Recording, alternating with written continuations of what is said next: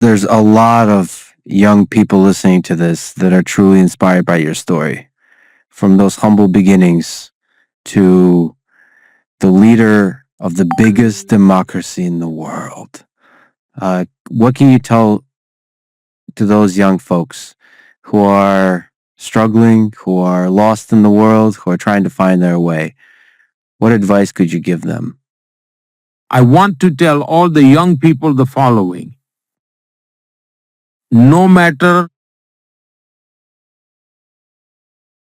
how dark the night may seem,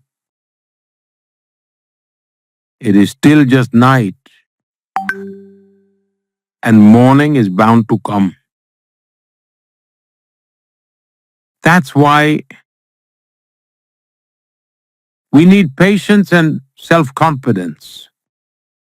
Yes, the challenges are real, but I am not defined by my circumstances. I am here for a purpose, sent by a higher power, and I am not alone.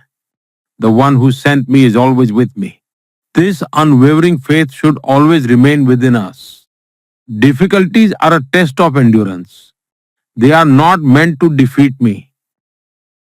Hardships exist to make me stronger, helping me grow and improve, not to leave me feeling hopeless or discouraged. Personally, I see every crisis, every challenge as an opportunity. So to all young people, I say, have patience. There are no shortcuts in life. At our railway stations, there hangs a sign.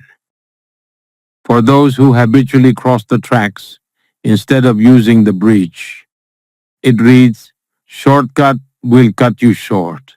I would tell young people the same, shortcut will cut you short. There are no shortcuts in life. Patience and perseverance are essential. Whatever responsibility we are given, we must pour our heart into it. We should live it with passion, enjoy the journey, and find fulfillment in it. I truly believe that if this mindset is cultivated, it transforms life.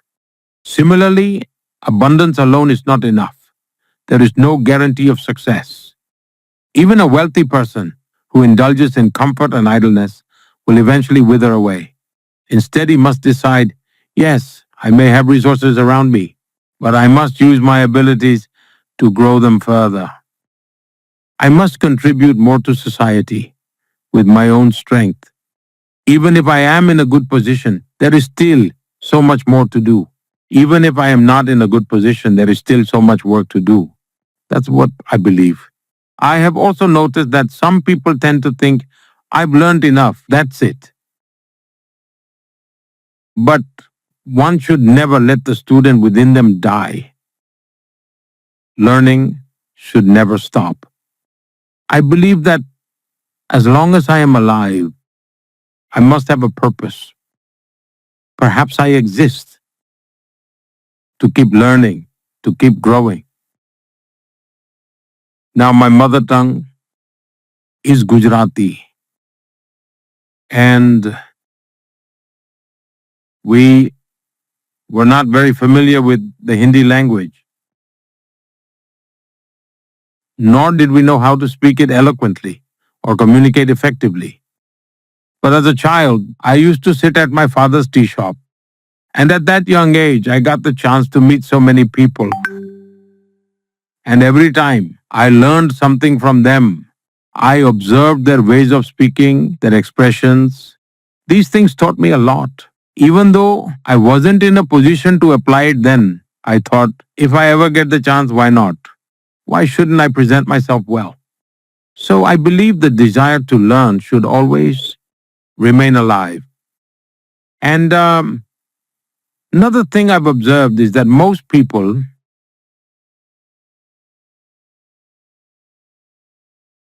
dream about achieving something or becoming someone. They set big targets.